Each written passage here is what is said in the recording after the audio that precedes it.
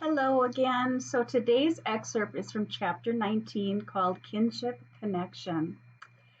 And this is about a connection that I had years ago with a woman who I call Alice in the book. I just did change the name to protect her privacy.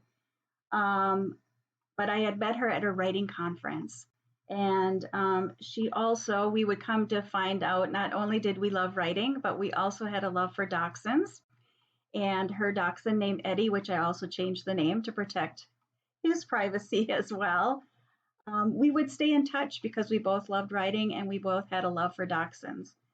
And it would end up at some point that Eddie would become paralyzed, just like my Frankie had and Joey was, and I would help her through that time of getting Eddie into a wheelchair, and he would go on to live a full quality of life. Though, just like Frankie, and especially Gidget, he had many health challenges that Alice would deal with, along with raising four children and a husband who was a doctor and busy and gone often. So we had a lot in common. And after Eddie had passed away, we would end up getting together to chat. And this is where I'm going to pick up. So Eddie had just passed away a couple of weeks before that. So she said, "Thank you again for all your help and support all these years," Alice said.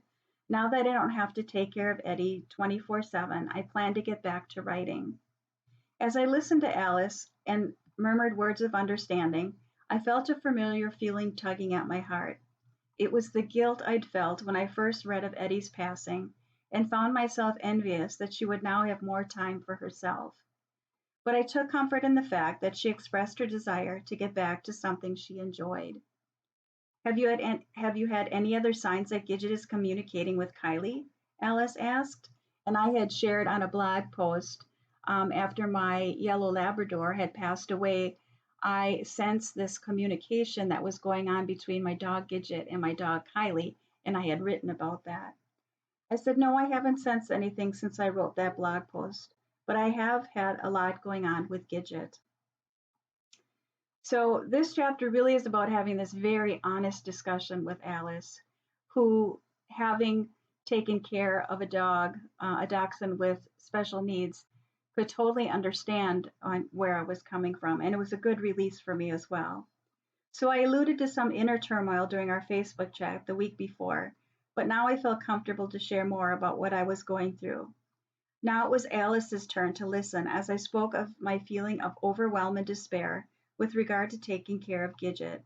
I also told her about my session with Dawn.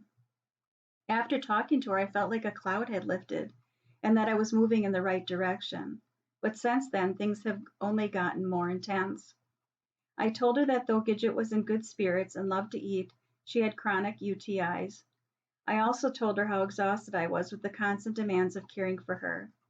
At some point, the waitress brought our food, though we were both too engrossed in our conversation to eat much. Once Gidget transitions, I don't think I'll be adopting another special needs dachshund. While I'd love another dog at some point, I plan to take a break. I also don't know if I'd get another wiener dog. I just don't want to deal with the possibility of another IVDD, intervertebral disc disease, diagnosis, and all that entails. That was hard to say, and it still is, because dachshunds, and I'm going to say that still sometimes is to this day, because dachshunds are my favorite breed. But the reality is that 1 in 4 are diagnosed with disc disease, and as of now, there is no cure. I then shifted to a more positive note. I do believe a book may come out of this dark period, and I've even started jotting down some notes and insights that might go into it. Mostly, though, I'm just trying to be open and see where life takes me. I paused for a moment as I thought about the timing of Eddie's passing. It wasn't an accident that I had met Alice at a writing conference and then supported her during a challenging time with when Eddie became paralyzed. Now the roles were reversed as I shared similar struggles and feelings of being unable to cope.